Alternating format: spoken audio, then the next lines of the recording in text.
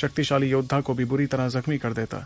लेकिन जैसे ही वो हमला टापू से टकराया तो एक पल बाद वो गायब हो गया। सबसे खतरनाक बात तो ये थी कि उस टापू पर एक खरोच तक नहीं आई।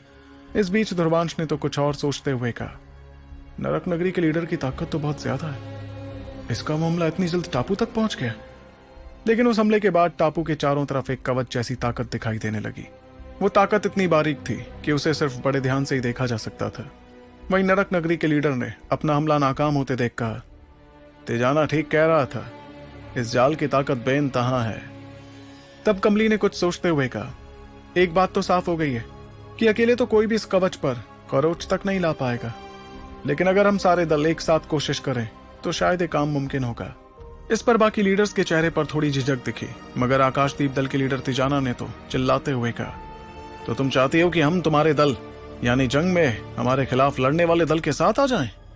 वहीं उसकी बात पर कमली ने बड़ी साफ अंदाज में जवाब दिया, हम भी तो तुम्हारे साथ आ रहे हैं, और अगर नहीं आना चाहते हो तो कर लो अकेले कोशिश इस कवच को तोड़ने की, मगर ध्यान रहे तुम्हारे पूरे दल और चौथे गुट सरदार की ताकत में काफी बड़ा फासला है।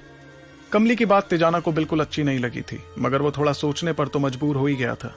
इस बीच बाकी लीडर्स भी थोड़ा झिझकने के बाद अपने सिर हिलाने लगे और उन्होंने एक साथ आने का फैसला किया।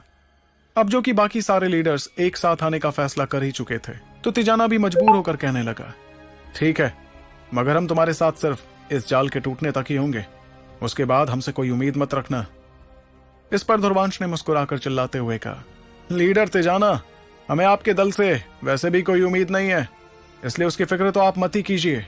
उसकी बात के तुरंत बाद नक्काश दल और उसके साथी दलों के योद्धा मुस्कुराते हुए तिजाना की तरफ देखने लगे, मगर तिजाना तो गुस्से से आग बबूला हो चुका था, जिसके साथ ही उसने ध्रुवांश की तरफ देखकर कहा, बहुत जुबान चल रही है ना तेरी, थोड़ा और चला ले, क्योंकि सबसे पहले मैं तेरी जुबान काट कर ही अलग करूंगा, उसके बाद तुझे खत्म करूंगा। तिजाना ने इसके आगे कुछ और नहीं कहा, क्योंकि सभी जानते थे कि फिलहाल सबसे जरूरी टापू पर चढ़ा कवच, जो असल में एक आयामी जाल था, उसे तोड़ना था। अब जो कि सभी दल एक साथ आने को राजी हो गए थे, इसलिए सबके लीडर्स ने अपनी अपनी ताकत पर हमले सीधे उस टापू पर किए।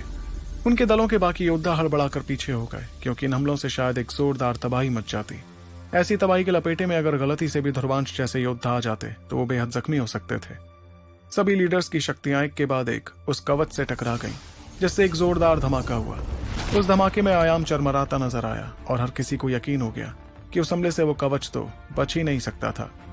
इस दौरान दूर खड़े ध्रुवांश और बाकी योद्धाओं ने जब सारे लीडर्स के उस मिले जुले हमले को देखा तो उनके चेहरों पर खौफ नजर आने लगा। वाकई उनकी ताकत बहुत ज्यादा थी, लेकिन जैसे जैसे धमाके की चमक गायब होती गई, वैसे वैसे सभी को दिखा कि वो कवच अभी तक सही सलामत था।